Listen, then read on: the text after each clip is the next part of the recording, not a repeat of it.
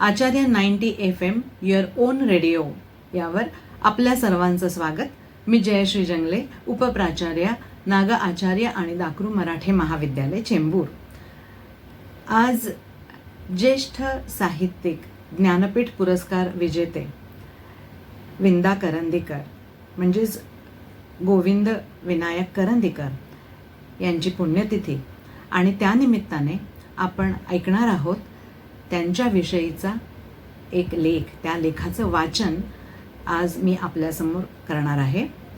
Doctor Gita Narendra Joshi यांनी विंदा करंदीकर यांच्याविषयीचा हा विश्लेषणात्मक लेख लिहिला आहे. त्यांच्या साहित्यविषयक आपल्याला इथे गीता जोशी यांनी केलेलं विश्लेषण हे आज ऐकायला मिळणार आहे. गीता जोशी या मराठी साहित्याच्या एक चिकित्सक अभ्यासक आहेत. लेणे प्रतिभेचे हा त्यांचा समीक्षा ग्रंथ प्रसिद्ध आहे. राजहंस प्रकाशनतर्फे तो प्रकाशित झालेला आहे आणि त्या ग्रंथाला कविवर्य क्रूब निकुंभ पुरस्कारही लाभलेला आहे. साहित्य प्रांतामध्ये डॉक्टर गीता जोशी यांनी अनेक मान्यवर लेखक आणि कवींविषयी अभ्यासात्मक असं लिहिलेलं आहे. मर्ढेकर कालचे आणि आजचे या विषयावरचं त्यांचं व्याख्यान असो किंवा डॉक्टर अनिल अवचटांची घेतलेली मुलाखत असो किंवा इंदिरा संतांविषयी लिहिलेला त्यांच्या कवितांविषयी लिहिलेला त्यांचा कार्यक्रम असो, आकाशवाणीवर प्रसिद्ध झालेला कार्यक्रम असो किंवा स्त्रियांची आत्मचरित्रे याबद्दल त्यांनी प्रगट केलेले विचार असो, या अनेक गोष्टींमधून त्यांचा मराठी साहित्याचा अभ्यासच आपल्या सर्वांसमोर प्रतीत होत असतो. आणि म्हणूनच डोकं शाबूत आहे ह्या सृजनग्रंथ प्रकाशनतर्फे प्रसिद्ध झालेल्या कादंबरीच्या लेखिका किंवा अनेक वर्तमानपत्रांमधून वेगवेगळी सदर लिहिणाऱ्या डॉक्टर गीता जोशी यांनी लिहिलेला एक लेख आज आम्ही आपल्यासमोर ठेवत आहोत. लेख आहे गोविंद विनायक करंदीकर उर्फ विंदा करंदीकर आणि त्यामधून आपल्याला आज समजणार आहे विंदा करंदीकर यांच्या साहित्याविषयी. मराठीतल्या मोजक्याच ज्ञानपीठ विजेत्यांपैकी असलेल्या विंदा करंदीकर यांचे साहित्यिक कर्तृत्व मोठं आहे. अमृतानुभवापासून ते नवकवितेपर्यंत त्यांची प्रतिभा आणि लेखणी लिलया फिरली आहे. त्यांनी कवितेच्या आशयामध्ये आणि रूपबंधामध्ये अनेक प्रयोग केले.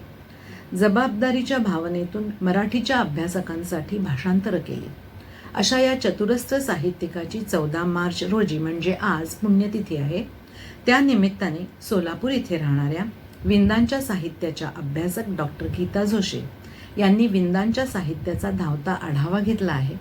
मराठी साहित्याच्या वाचकाला विंदांची ओळख करून देण्याची आवश्यकता नाही हे खरंच, तरीही या लेखातून त्यांना अधिक असं काहीतरी सापडेल अशी अपेक्षा आहे.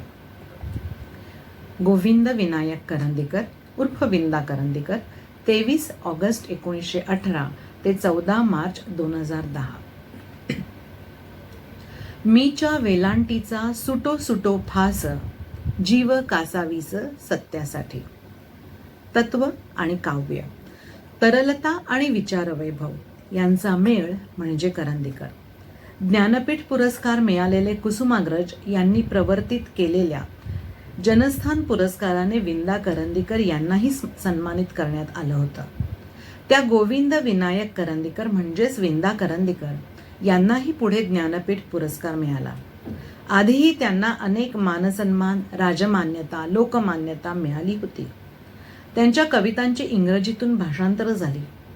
सर्व अर्थाने कृतार्थ अशा करंदीकर यांना प्रश्न विचारला होता की अजून काही मिळवायचं बाकी आहे असं वाटतं का?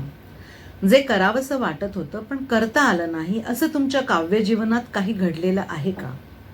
करंदीकर यांनी दिलेलं उत्तर कलावंत, ज्ञानवंत रसिकांपर्यंत पोचावं. शुद्ध, निखळ असं हे एका प्रज्ञावान प्रतिभावंताचं चिंतन आहे. यामध्ये तत्वचिंतक प्रतिभावंतांना करंदीकर यांनी त्यांच्या कोकणी बाण्याने हातचं काहीही न राखता केलेलं आवाहनही आहे.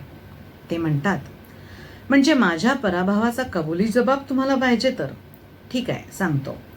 जातक या शीर्षकाच्या एका महाकाव्यप्राय दीर्घ रचनेचा संकल्प मी सुमारे 40 वर्षांपूर्वी केला होता. बुद्धाशी संबंध असलेल्या जातक कथांच्या वाचनाने मला तो संकल्प सुचला होता. बोधिसत्व हा अनेक पूर्वजन्मांतील अनुभवाने समृद्ध होत होत शेवटी बुद्ध या परिपक्व व अंतिम अवस्थेला पोचला, अशी बौद्ध धर्मीयांची संकल्पना आहे. पण माझी संकल्पना वेगळी होती. मानवी जीवन हे प्रथमपासूनच इतके विविध, व्यामिश्र व विकसनशील आहे की बुद्ध ही अंतिम अवस्था असूच शकत नाही. खरे म्हणजे अंतिम अवस्था ही संकल्पना चुकीची आहे. येथे त्यांच्या अभंगातील ओळी पहा. गतीच्या अनंती स्थितीचा आभास, घटनेचा ऱ्हास क्षणोक्षणी. मानवी जीवनाच्या आणि विश्वाविषयीच्या स्वरूपाचा व त्याच्याशी निगडीत असलेल्या मूल्यांचा शोध हा कधीही न संपणारा असा एक प्रवास आहे. ती एक अनंताची महायात्रा आहे. इतर अनेक शोधकांप्रमाणेच या यात्रेतील बुद्ध हाही एक दीपस्तंभच. ज्ञानविज्ञानाच्या क्षेत्रात मौलिक भर घालणारे सॉक्रेटिस, कांट, विटगेस्टाईन यांच्यासारखे तत्त्वज्ञ किंवा डार्विन, आइन्स्टाईन, फ्रॉइड, मार्क्स यांच्यासारखे विचारवंत किंवा ख्रिस्त, महात्मा गांधी यांच्यासारखे महापुरुष किंवा व्यास, शेक्सपियर, टॉल्स्टॉय यांच्यासारखे प्रतिभावंत, हे सर्व या महायात्रेतील निरनिराळ्या टप्प्यांवर निरनिराळ्या प्रकारचा प्रकाश देणारे दीपस्तंभच आहेत. एका परीने हे सर्व बुद्धाने घेतलेले पुनर्जन्मच म्हणायला हवेत आणि भविष्य काळातही या अर्थाने त्यांचे पुनर्जन्म होतच राहणार. बौद्ध जातक कथांमध्ये बुद्धाच्या पुनर्जन्मातील सुट्या सुट्या कथा येतात. मी संकल्प केलेल्या जातकात बुद्धाच्या या पुनर्जन्मांचे विकसनशील दर्शन घडायचे होते. नदीच्या एका तीरावर मी उभा आहे आणि पलीकडच्या तीरावर कालपुरुष उभा आहे आणि तो हे सर्व निवेदन करतो आहे, अशी सुरुवात होते. पण 5-7 पानांच्या पुढे संकल्प सरकतच नव्हता. हे जातकाचं भूत माझ्या मानेवर 25-30 वर्ष वसलेलं होतं. या पराभवासंबंधात अनेक वेळा आत्मशोधन करण्याचा मी प्रयत्न केला. त्यात हाती लागलं ते एवढंच की आवश्यक तो व्यासंग करण्याची जिद्द त्यावेळी तरी होती. माझी प्रतिभा त्याविषयी भाववाहक व चिंतनात्मक आशयाला पेलू शकत होती. पण अशा प्रकारच्या महाकाव्य निर्मितीला आवश्यक असलेली निवेदनात्मक शैली माझ्याजवळ नव्हती. असं वाटतं की नवकाव्याच्या ध्यासात आम्ही काही कमावलं, तसंच आम्ही काही गमावलंही. असो, अजूनही मला हा विषय एखाद्या समर्थ तत्वचिंतक प्रतिभावंतांना हाताळावा असं वाटतं. त्याबद्दलची रुखरुख किंवा सुखदुःख हे आता संपलंय. या अनुभवातून गेल्यानं थोडं आत्मज्ञान झालंय असं समजूया. विंदा करंदीकरांची स्वतःच्या पराभवाची अशी ही कबुली. विंदांच्या आत्मज्ञानातील काही कवडसे आपल्याला अनेक आततायी अभंगांतून घडलेले दिसतात. सद्गुरू वाचूने सापडेल सोय, तेव्हा जन्म होय धन्य धन्य, असे म्हणत कालचक्रातील प्रज्ञावंत प्रतिभेचेच गीत ते गातात. करी तो आदरे सद्गुरु स्तवन, ज्याने सत्य ज्ञान वाढविले. धन्य पायथागोरस, धन्य तो न्यूटन, धन्य आइन्स्टाईन ब्रह्मवेत्ता. धन्य पाश्चर्य आणि धन्य मारी क्युरी, थोर धन्वंतरी मृत्युंजय. धन्य फ्रॉइड आणि धन्य तो डार्विन, ज्यांनी आत्मज्ञान दिले आम्हा. धन्य धन्य मार्क्स, दलितांचा त्राता, इतिहासाचा गुंता सोडविजो. धन्य शेक्सपियर, धन्य कालिदास, धन्य होमर, व्यास भावद्रष्टे. फॅरेडे, मार्कोनी, वॅटराईट धन्य. धन्य सारे अन्य स्वयंसिद्ध. धन्य धन्य सारे, धन्य धन्य मीही, सामान्यांना काही अर्थ आहे. सद्गुरूच्या पाशी एक हे मागणे, भक्तिभाव नेणे ऐसे हो. सद्गुरूंनी द्यावे दासा एक दान, दासाचे दासपण नष्ट हो. सद्गुरू वाचोनी सापडेल सोय, तेव्हा जन्म होय धन्य धन्य. करंदीकर यांचे सारे तत्वज्ञान या एका अभंगातून उतरले आहे असे वाटते. एकूणच त्यांचे आततायी अभंग हा त्यांनी केलेल्या तत्वचिंतनाचा आरसा आहे. करंदीकरांचे यश मोठे तसे त्यांच्या अपयशाचा सलही मोठा. करंदीकर म्हणतात, सराईत यशापेक्षा प्रायोगिक अपयश हे जास्त तेजस्वी असतं. त्यांनी तालचित्रे, सुक्ते, अभंग, ओवी, मुक्तसुनीते, विरूपिका, बालगीतं असे काव्याचे अनेक पोत वेगवेगळ्या भाव अभिव्यक्तीसाठी वापरून बघितले. सगळेच काही मान्यता पावले नाहीत. त्यांच्या अशा देदीप्यमान पराभवाची थोर कबुली देण्याचा प्रसंग श्रीना पेंडसेही सांगतात. शिकागोच्या त्यांच्या वास्तव्यात त्याला कादंबरीची एक चांगली कल्पना सुचली. एका शिंगाचा बैल या कादंबरीची 62 पानं लिहून झाली, पण माणसं जिवंत होत नाहीत हे लक्षात येताच त्यानं लेखन थांबवलं. पत्रात त्यांनी मला कादंबरीचा आराखडा लिहिला. खास त्याच्या बाजातलं हे लेखन होतं. शेवटी लिहिलेलं, अखेरीस ज्ञान भेटले, खरा कादंबरीकार गोखलेवाडीत राहतो. गोखलेवाडीत राहणारे कादंबरीकार म्हणजे श्रीना पेंडसे. श्रीना पेंडसे पुढे म्हणतात, वास्तविक विंदा करंदीकर कादंबरीकार व्हायला हवा होता. म्हणजे प्रादेशिक अनुभवाचे गाठोडे त्याच्याकडे आहे. पोंबुर्ल्यात लहानपणी वडिलांबरोबर तो शेतात राबलाय. कापणी, मळणी सगळी शेतीची कामं त्यानं स्वतः केलेली आहेत. आंब्या फणसावर तो चढलेला आहे, एवढंच काय सापसुद्धा मारलेत. रंगात आला की पोंबुर्ल्याच्या आठवणी सांगतो.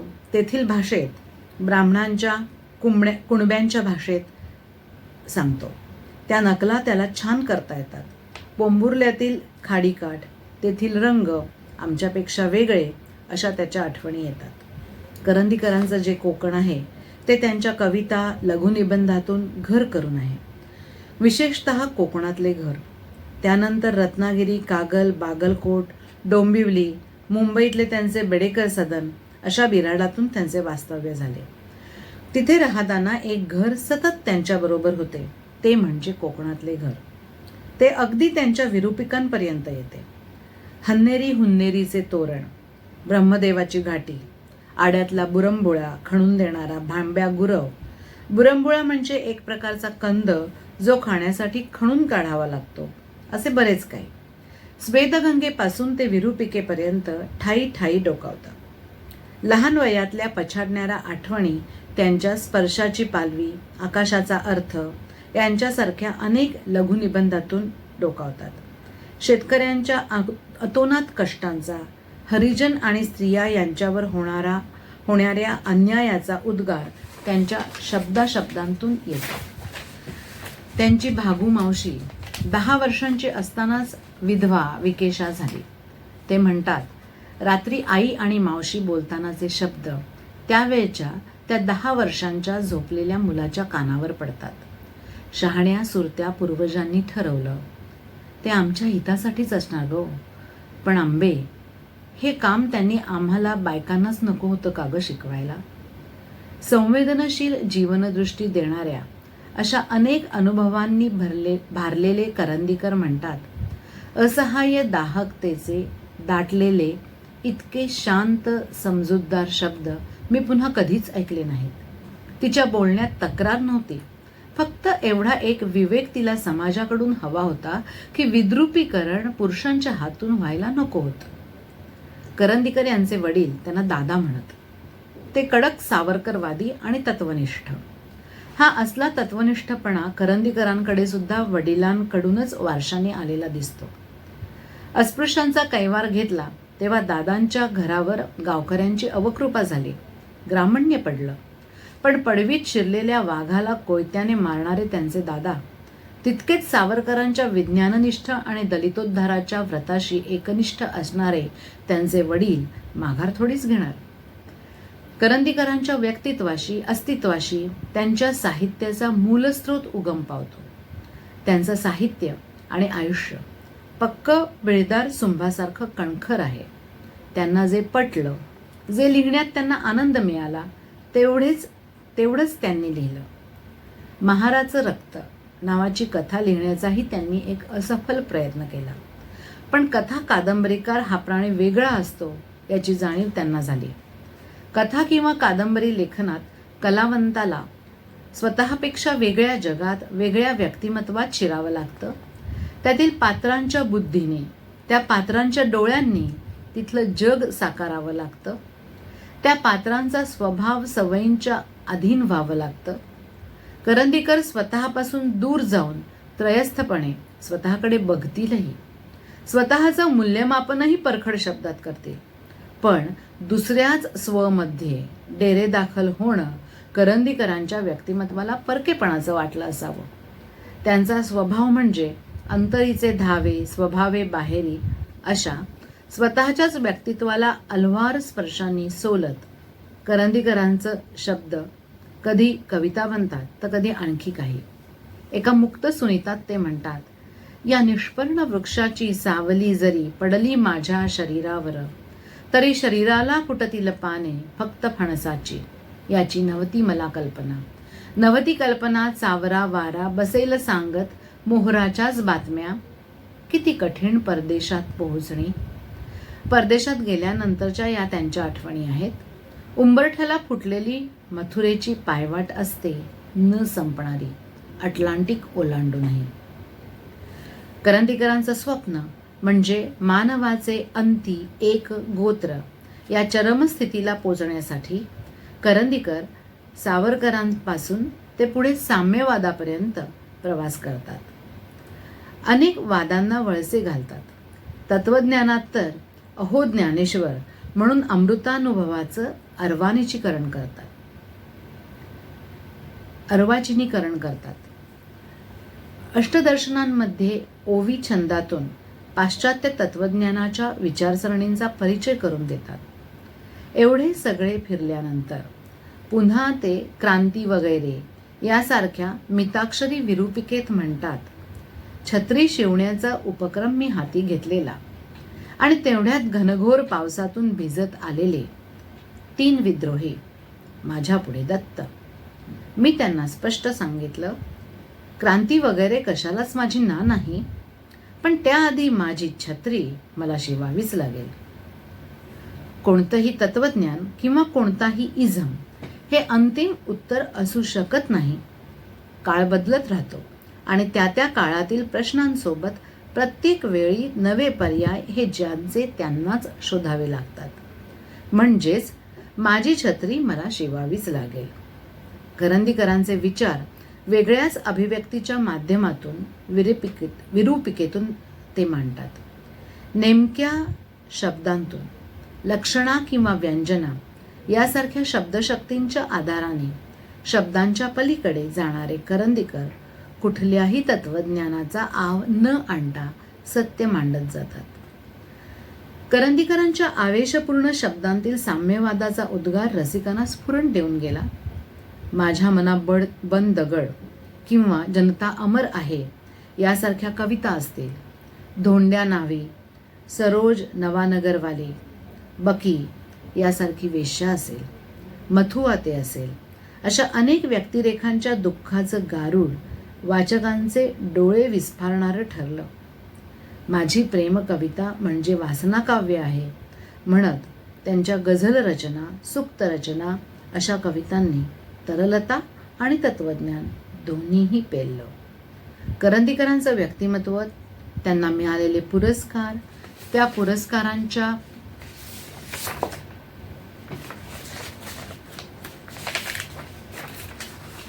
रकमांचं, करंदीकरांनी केलेलं दान याबद्दलही बराच बोलबाला झाला.